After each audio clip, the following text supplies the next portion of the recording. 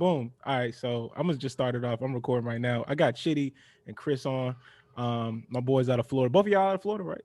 Correct. Yeah, we both Yeah. we both from Florida. By way of New York, we always represent All right, bet. Yeah, Yeah. always. Shout out to New York. Buffalo and Yeah.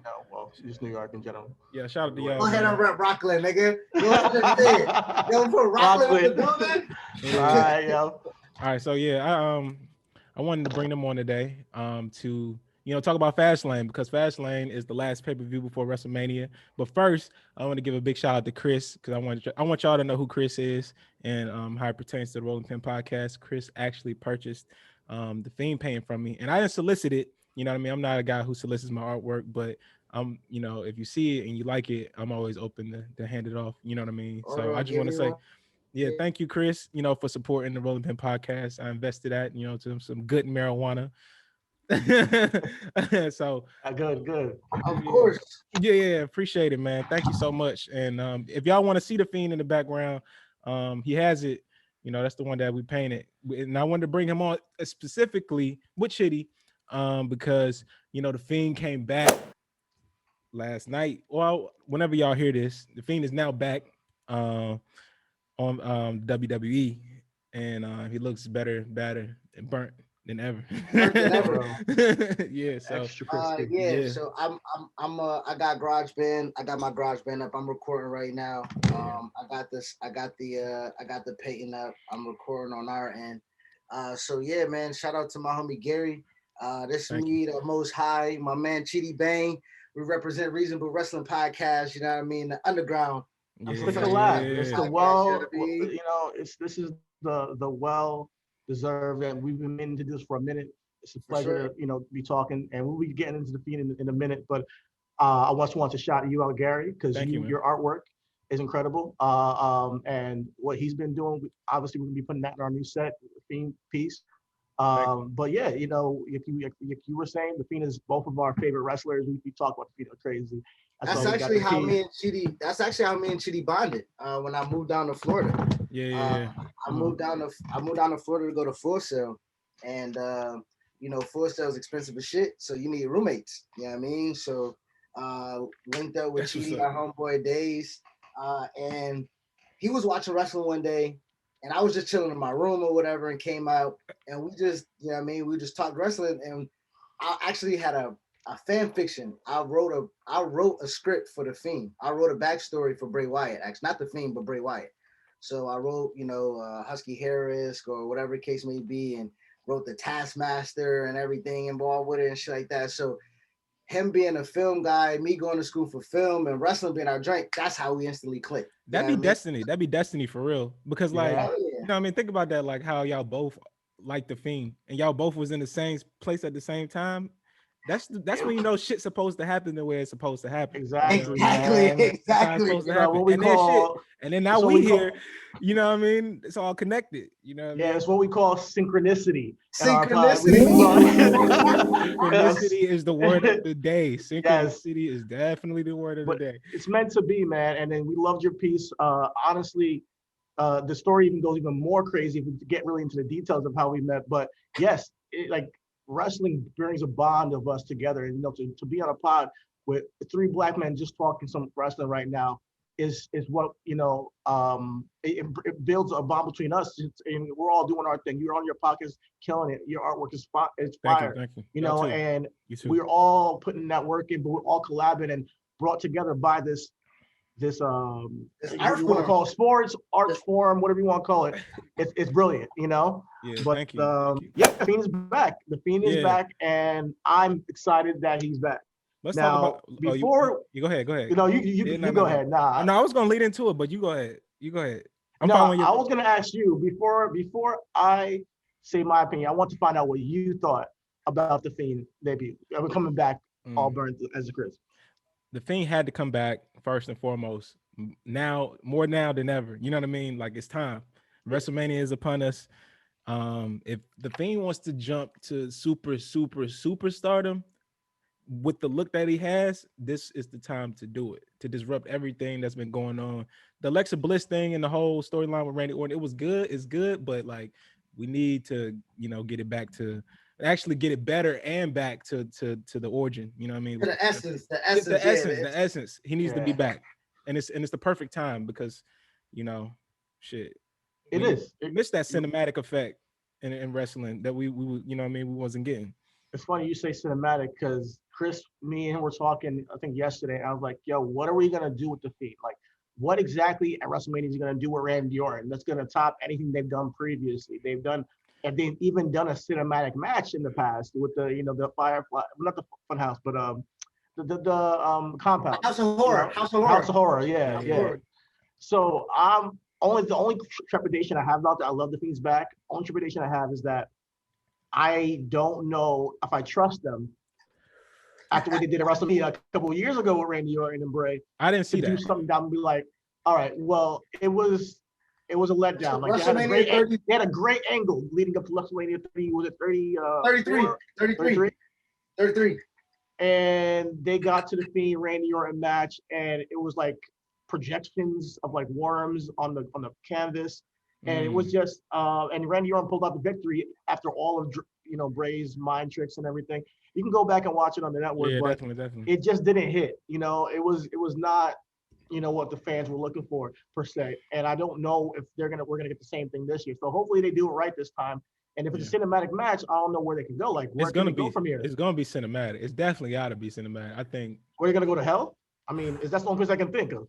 Man, shit. Like, where are you gonna take these guys? Might have to go to hell. I mean, that goes back to the whole, you know, reason why we do the podcast and the name for the podcast, right? So we look at it from a film perspective and production wise, like, okay, where can they go?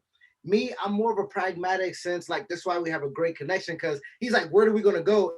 And my motto is always, let's watch the movie, right? Like, I like that. Let's see where they take us. You know what I mean? Because, like you say, they have been places before, and I use the analogy, and that's why I'm glad we're doing it on the pod. I use the analogy. I'm like, yo, look at Undertaker and Kane. Look at how many times they did cinematic matches, right? Kane let that motherfucker on fire, and then they had an Inferno match, right? They had casket match, had Bury Alive matches. You know what I mean? Like, so they can always up the ante if need be. Yeah, you know what I mean? I think to add to that, I think fire definitely has to be involved in this match. Yes. It has to be. And it has to be a lot of fire, especially, and this will definitely help because AEW had that little explosion thing going on over there. I think this would be a good time to like bring that attention back to WWE and like really throw if they do an Inferno match, that works. Need the Inferno match. That works. We haven't had an Inferno match in a long time. And to Chidi's point, that'll be like going to hell. Here's what I would say to that. Like, they just did a match where the goal of the match was to put your opponent on fire, like just a second ago. Like, they did. So they like, am I really looking forward to an Inferno match between Randy Orton and Bray Wyatt? No. And if they're gonna do a cinematic match, and this is why he says watch the movie, and me, I'm always scripting the movie in my head, and I feel like they wrote themselves into a hole here, and hopefully they're more creative than I think they are, and they surprise me, but we'll see. What if they do it like how they did with John Cena? I love that. That was fire. Yeah, they can honestly do that again. I mean, I think that'll be good. I mean, but it was a quick match. John Cena lost terribly. And also telling the cinematic story of Bray and Randy going back 4 years and doing kind of what they did, and like, you know, you changed me. Like, you're the reason why I'm the Fiend, right? Because Bray wasn't the Fiend until Randy infiltrated himself into the Wyatt, broke the Wyatts apart and shit like that, right? So like, this is why we're film guys, right? So like, if we're writing the script, this is what I would do, right? This was the story that I would tell to make it palatable for nuanced wrestling fans like us, right? You know what I mean? Like, things that is going to tickle our fancy per se. You know what I mean? Like, I think if they add the backstory, because that goes back to also, you know, you're like, do y'all trust WWE?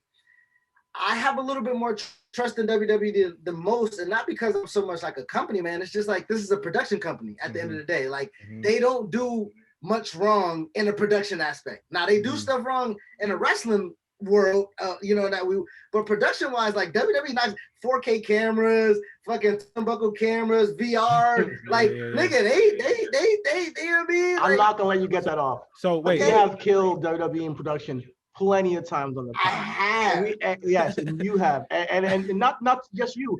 People have, and it's fine. But yes, as far as their expertise, WWE is a certain type of wrestling company that you're going to get a certain level caliber of content. So let me ask y'all this. For those who are listening, who might be listening at a later date, today is Monday. We're Monday. This is Monday afternoon. The day after Fastlane. Yeah. I want to ask y'all this. What do you think might happen tonight with the Fiend? Because honestly, we might see what this. This might be the start of what they actually build around. What we're looking for at WrestleMania. Exactly. Now, for me and my thing, right? I'll be quick because I'm. It's not that I'm not expecting much from WWE. It's just I've curved my expectations, right? Yeah. And I've done so. You curved them lower or you curved them higher? You curved them lower? Like which way is the curve? Which way is the curve going? I'm gonna be honest. I'll admit I've curved. It's lower. It's lower. All right. And I think that's the reason why my pragmatism, I think that's the word. It's all good. I think that's the reason why that works for me, because my expectations aren't like, all right, like, right. So it's with all my entertainment. It's with music. It's with sports. It's with movies, right? Mm-hmm. I was super blown away with WandaVision because my expectations of what they can do with a television show, when I had to take a step back and look at the Marvel's MCU is actually an episodic television show, right? So when I look at it, I'm like, okay, they can do it, right? They can do what I'm looking for, you know what I mean? And wrestling at time can do what I'm looking for. Would you what did you think about the Boneyard match? Just to segue away, like, because I mean, honestly, the Boneyard match with Undertaker. Yeah. What do you think about that, and how do you think that might help? I mean, do you think that might people love Chidi. that? Go Chidi. People love that, but I could not stand the Boneyard match. There was so much that was corny about it, in my opinion. But since it was praised widely and it was match of the year, hey, it worked, and I can't get mad at them because a portion of their audience really fucked with it. It just wasn't for me. But the Boneyard match to me. And I have to go back and watch it, but I had a list of critiques on that match. But I get it. It was Undertaker's, farewell, and that's what really made it special. And it was this whole, John Wayne bullshit. So, yeah. So y'all speak about being film guys. I think the overall thing here, for real, and The Rock might have really pioneered this whole thing. Everybody is literally trying to gear up to start doing movies. Like, I think this would even help Randy Orton. I think this is transitioning, or he's looking to transition into more acting. You know what I mean? Randy Orton, as he's retiring, heading towards that. He's trying to get his acting right. You know what I mean? For shit that's gonna be after this. I think that's what's going on, and I think that's what's even happening with the Undertaker. And these type of people like AJ Styles, where they just trying to like get into this movie type roles, and so somebody else will pick them up once the WWE is like, okay, you can't really be in the ring no more. I'll say this: there's not many people that can be a Rock or John Cena. Yeah. I don't see many wrestlers that are translatable to Hollywood personally, and even John Cena. John Cena was not. That joke was not. Having a rough go at it. Yeah, it's not good. Exactly, he's having a rough go at it. So. As for people who can act, I don't know if Undertaker or Randy Orton can act, but I believe that Randy Orton he's a legacy act at this point, and I believe that he's on the other half of his career, but he's one of the greatest to ever do it. So definitely. When it comes to even with this angle, I think he's doing all right, but I think that he could even be doing better performances per se with and showing that the Fiend is getting to him. I think he kind of just plays this tough guy role all the time. Who do y'all think? Go ahead, Chris. My bad. Oh, I'm sorry, Gary. I was just gonna piggyback off that. Real quick, just because. I won't use necessarily Undertaker or Randy, but I definitely do think that as Chidi said, Randy as a legacy act. We kind of feel like, as we know people backstage or whatever the case may be, I feel like that Randy over time. Has grown into what they say is a locker room leader, right? And I think Fiend and Alexa, he knows has that it factor. If Alexa can go out and be the next star, or Bray can go do some Rob Zombie shit and be a next crossover star, and Randy was a part of that, then solidified himself in that legacy act. So I do feel like that at the end of the day, everybody's always looking for that next buck, right? We all know that as much as people want to wrestle forever, and as much as Vince will cash that check forever, you gotta know that that money has to come in somewhere. So as we see right now, we're talking about the entertainment aspect. WWE, as we've seen, has got a lot more made for TV.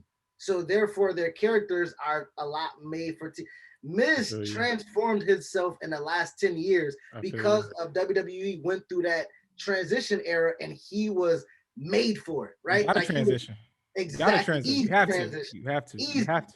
Yeah. You have the transition. I think wrestlers now, knowing that now seeing that their worth is who they are. You know what I mean? Like Big E is doing his adventures with education, right? Like Big E is being an educator, right? And that's taking it way outside of movies and stuff like that. But people understand now their influence. So Randy understanding his influence happens to help those who might have influence elsewhere to help the business grow. Because at the end of the day, they want to preserve wrestling. They want to preserve the business. Yeah, you know what I mean. So. Yeah. And to that point, even further is social media is a bigger impact. It has a bigger impact now than it had when we were watching it as a kid. So wrestling was like main stage heavy, that was it. But now as social media has come about and people are looking for that new shit, I mean, everybody's looking for everything's evolving. So wrestling's evolving with social media and everything, and people's expectations. Going back to your point, everybody just looking to just for that that next thing, next spark. Speaking of evolving, I'm sorry, Chidi. Go ahead. No. I was gonna say just social media right now, especially with COVID, is like the only barometer of what you get a response for wrestling. Correct. So especially now, like you said, it's very vital. However, if you listen to social media, you'll find that people hate everything. If you're looking for it, you'll find it. So you take it with a grain of salt, some of the social media too. So you want to gauge what you're doing, but you don't want to listen to it too much to affect the product wholeheartedly. Yeah. I mean, I wanted to talk about that because we are blending a little bit of personal and wrestling and everything together. We talk about evolution, right? I see the evolution of you, Gary, and your social media. I see the evolution in your art. I see the evolution and you growing the brand right now with the podcast. How did that come about with wrestling and your personality to where right now we're talking about Fastlane now? You know what I mean? How did that happen? Well, going to the art piece, I always drew as a kid. You know what I mean? So drawing was natural for me. You know what I mean? I think everybody drew as a kid, like for real. Like everybody to some degree has done some form of art as a kid. You know what I mean? Went to school for art. Yes, but it's only a few people who continue to like keep that basis. Once you get a crayon in your hand as a kid, you officially an artist, low key. You know what I mean? If you just continue to just like keep with that, just and not even be serious about it, but just holding on to it, like you know what I mean, you're gonna develop over time, going back to the whole evolving piece. You know what I mean? So the painting actually came up during COVID. You know what I mean? And when the world shut down, I thought we was gonna be stranded in the crib forever, like on some real diehard like quarantine shit, like on some big time like quarantine shit. You know what I mean? Like on some like y'all ain't like doomsday type shit. Yeah, this is it. End of the world type shit. Yeah. So I was like, man, I gotta, I used to work at Michael's. That was my first job ever, Michael's Arts and Crafts. I was there for 5 years. So just looking, this time period, like as far as COVID, it just gave me a time to reflect on like, damn, what really matters and like what can I do right now to make sure I stay busy and you know what I mean, just like not focus on the bullshit. So I was like, damn, I used to do this, I used to be there. How about I just like venture off into painting? And with drawing, painting came easy because I used to draw. So I started off painting how I draw. You know what I mean? And eventually I started to get a little bit better with it over time. And I'm constantly, looking to get better and get better with it as I continue to do it. You know what I mean? Keep it up, man. Help her look at the pieces in the back. Yeah. Even those are like a little bit older than like, look at this one though. Like, you know what I mean? This is newer than that one. You can just tell can tell the difference. It's a difference, though. It's a difference. This one can't even get nervous. You know what I mean? So it's just like the evolution, like we've been talking about, you know, COVID, and it's about that persistence and keep it.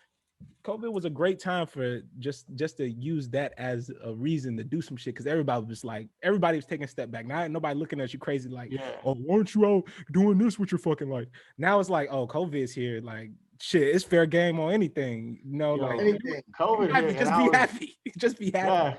Yeah, just be happy. Make yourself happy, man. And I love that we're all finding our own creative paths, even with the podcast, you know, and you know, it just everybody seems like they're building their own way now, you know, and you get back in touch with who you are, getting back in touch with family and what matters to you. So I mean, to see people glow up during this time while people lost so many lives, you know, and people take the time to hone their crafts like you're doing, like with your painting. And to see that growth of it has been fascinating and just an inspiration, honestly, bro. Yeah. And to tie that into wrestling, that goes back to Bray, right? Like seeing the evolution of that character, right? Being on the ride with him throughout. Like I grew my beard. I was a white with my little nephews. Like it was like, I think 2015, like 2016, really been rocking hard with Wyndham, like really, and the evolution of his mind and what he has for wrestling, and us taking a step back, not looking at what it is on the surface and understanding that wrestling is an art form in itself, you know what I mean? And appreciating the creators and the artists, you know what I mean? And the canvas of which they paint on. What was that word? Synchronicity? Synchronicity, yeah. You gotta have that sync when you wrestle. Yeah, you do. Yeah. Yo, but speaking of synchronicity, going to I'm Nigerian, you know, so I'm now seeing Apollo portray a Nigerian character on WWE, which is, mind you, growing up, first of all, there wasn't many black wrestlers, period. But to see a Nigerian character is super, super inspiring, and I love it. You know, like I'm enjoying it.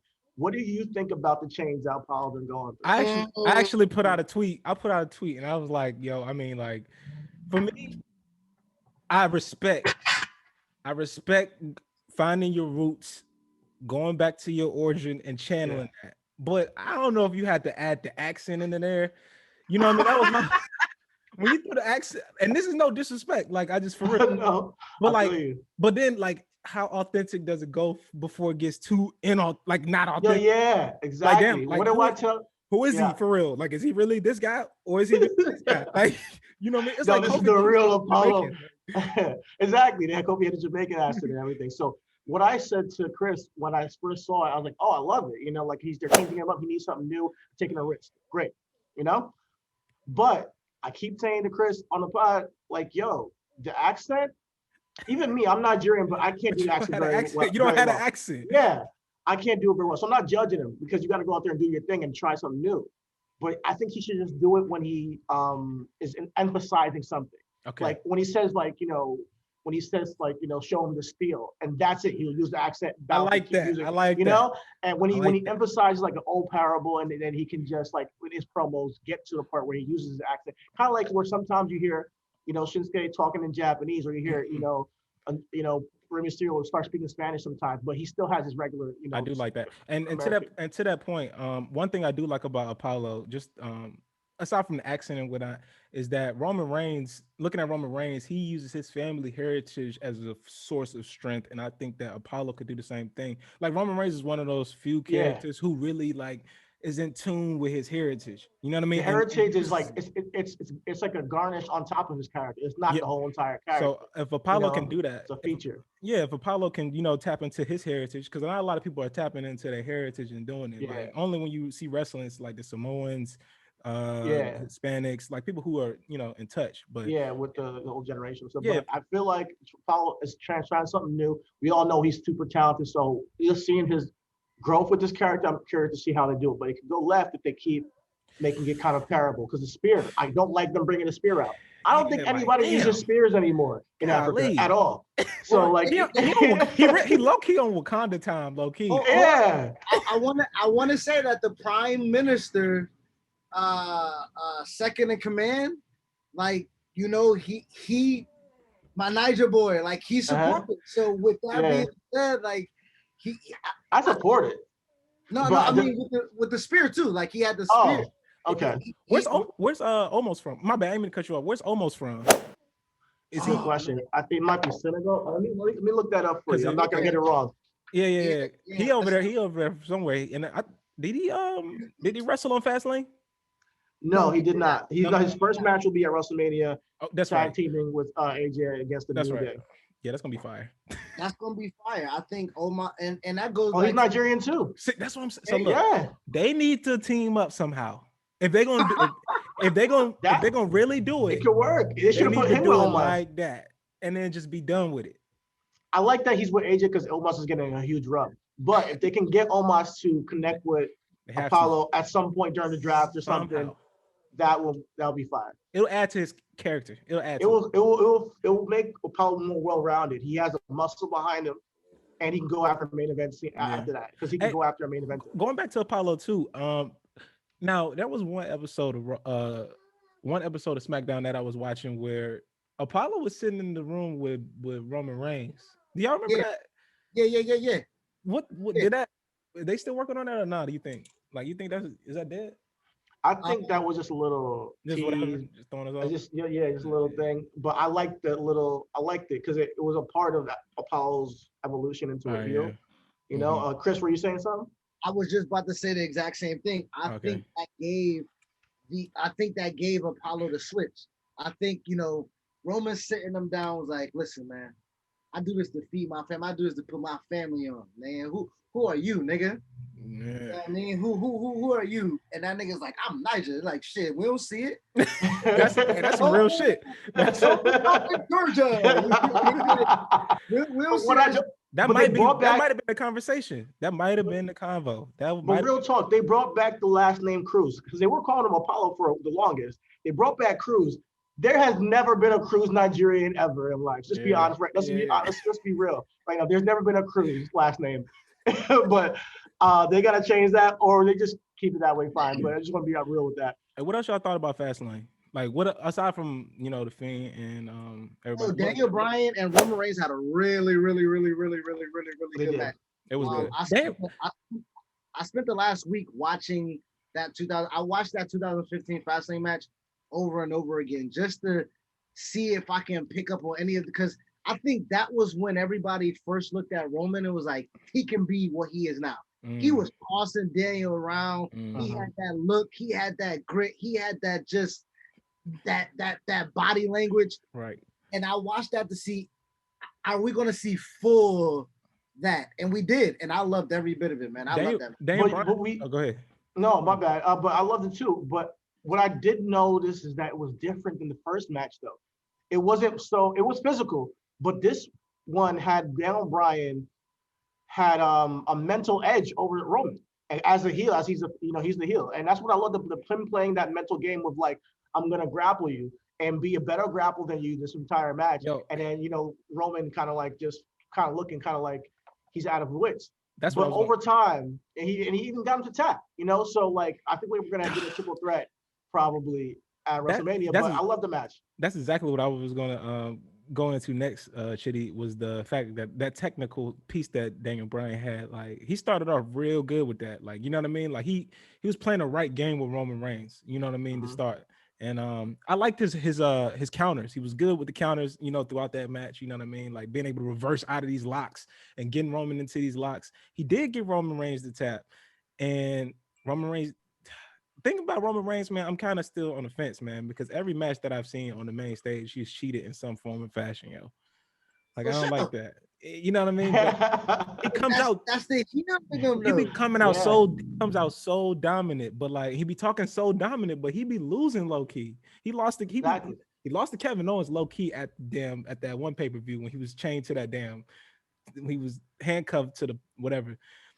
He lost to Drew McIntyre until he hit Drew McIntyre with a low blow in another match that I seen. This man just be losing, but like he be winning at the same time. They're booking him like they used to book Triple H, man. And that's the thing. Like, that's because he's a heel. You got to get that little bit of like, even for you who thinks he's I love Roman Reigns, but when he loses that way or when he wins that way, there's a little bit of me is like, oh, so it's illegitimate, My man said, no, but listen, he said, I would rather die when somebody says I would rather die than to tap out in the ring, you should not be tapping out at all if you gonna say some shit like that. But that's the thing, though. That goes back to I'm so fucking pissed, yo. Go back to the psychology of that, right? Go back to the psychology, like take yourself out of it and now put yourself in it as a film guy, right? I know, it's so good. The psychology part of it, right? He's like, I'll die, and the fans is watching his eyes roll back in the head, so he's going to pass out. And that nigga said, "Nigga, I'm not passing out." All right, let go. I'm really about to die. Like, yeah, he's like, oh shit, it's getting that real. Everybody say they're ready to die until it's time to die. And that's the part, though. That's the part. So as a heel, right? As a badass, right? A badass, like, I'll do anything I gotta do to retain my title, which he does, right? But a badass also lies. A bad guy also lies and nefarious wins. You know what I mean? Like he snatches the jaws of victory from whatever the fuck that line everybody is. But snatches from everybody, man. And Daniel Bryan, he predicted it. He said it. He's like, I'm gonna tap you out. He said it. And he said it multiple times. I didn't believe him because I'm like, oh, Roman's not. Let me get my little boy. Oh, go ahead. Yeah, we got another special guest. I just think my special guest said. I know, right? Oh man, this is my special guest. It's a speaker. Like, every time I have a conversation, like he hears the conversation, he like, yo, what's going on? Hey, oh my God, he's adorable. There you go. All these cute babies, man. One day. Babies everywhere. It's good though. They're the future. It's the future. Yo, man. So do you watch wrestling with your son? He's not old enough to comprehend yet, but it just be on and he be around. So you know what I mean? Okay. Now, as a dad, I'm sorry, Chidi. I don't mean no. Go your dad. So do it. I love it. Listen, when he says his baby doesn't comprehend, I don't think my baby comprehends either. But he be staring and interpreting the TV. He boo boo. Yeah. We got to make this one. We got to make this one a little quicker. That's all good, man. That's all good. Yeah. Oh man, but outside of Fastlane, though. What was your Andrade got released? Yeah. So what do you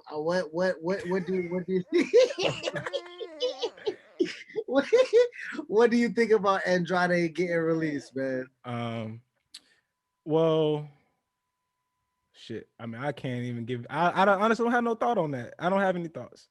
I really don't. Okay. I felt the same way because when we had talked about it and we was like, Andrade's not a guy, right? Like he's a guy, but he's not the guy. You know what I mean? Yeah, he never like. I like Santos Escobar on NXT. Like I like that guy a lot, and I feel like that's what Andrade could have been on WWE. But I'm gonna be honest. Andrade is one of my favorite wrestlers. Okay. But so it means something to me. But I get what you mean with Santos Escobar. I think he translates way better because he speaks fluid English, and I think that's what it is. Andrade could speak fluid English without the accent or portray. I think he would have gotten over more because he is supremely talented in that ring. So I think he's better than Santos Escobar. I think he's better than Angel Garza in the ring. But this is not to compare them. But I feel like that's why people might gravitate more to Santos Escobar. Let me ask this as a last question because I got to change him. I don't want him on his joint looking crazy. But WrestleMania. I'm going around and I'm gonna start it off like asking predictions to people, just like, you know what I mean, just like to see what we come up with. But like with Edge and Roman Reigns, who you got winning that? Who you got winning between them two as an early prediction? Daniel Bryan. They're gonna make it true. I think they're gonna make a triple threat, but I think Roman Reigns is leaving with the championship, no matter what match it is. What about you, Chris? I think Edge because Edge, this was Edge's trajectory when he came back. Okay. I think he came back. He came back for this. It would be nice if Edge won. I want to lean towards the side of Edge because I think it'll be Roman Reigns' loss to show that, you know, it'll be a victory for everybody who has went up against Roman Reigns up until this point and has cheated. And that he has cheated up until this point. So if he can win, it'll be a good victory for like the whole WWE who faced off. I see. You know what I mean? Like I think it'd be good for that. And then Roman Reigns will just lose and, you know, whatever. I got one before you go. Do you think Bianca and Sasha deserves the main event? Yeah, yes. Thank you. Thank you. Yes. That's what I've been saying. Yeah. Women's wrestling is the hottest it's ever been. You know what I mean? They have to do it now. I was gonna say open the show up with it. That's what open's cool, but I think they should main event night one. I think that night one, Sasha, Bianca, I'm there. You know, they the hottest. They hot, man. They the hottest stars. Like they low key. You know what I mean? They low key the hottest stars in the WWE. Sasha Banks is definitely like that. Sasha Banks might be more popular than Roman Reigns. Nah. Yeah. You on the Mandalorian, dog. You know what I'm saying? We talk about crossover. She crossed over. We talking about people from Star Wars coming to WrestleMania, watching WrestleMania. Like that's true. I mean, do you think that her performance was that good that people were like, oh, that actress? I've never watched wrestling, and I must watch wrestling because that actress was so good in the Mandalorian. Well, I don't know. Before any of this, we said Sasha Banks down at NXT. We said she was the next crossover. We said that boss character. We predicted this 4 years ago, 5 years ago. So it had to for her to be it. She has star potential in every sense of the word because she's just fly. But you like that laugh? Is that for you? That laugh she does? I don't think that's all. No, for real, it had to be Star Wars. Like if she was on some bullshit like Law and Order or some shit, like with blue hair, we'd be like, "What the?" Here you go. She already had the blue hair, so it gave her that cosmic look.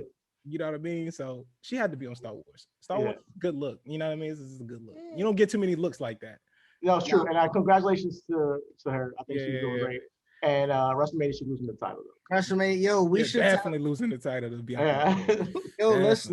Let's tap back in. Let's tap back in for WrestleMania. Yeah, we'll do that. But for real, we can talk about this Fiend shit, as it progresses though. Like tonight. Oh, for sure. You know what I mean? We're gonna watch. We gotta do some IG lives or some shit. No, we can just hop on IG live next time or some shit like that, man. We'll do that.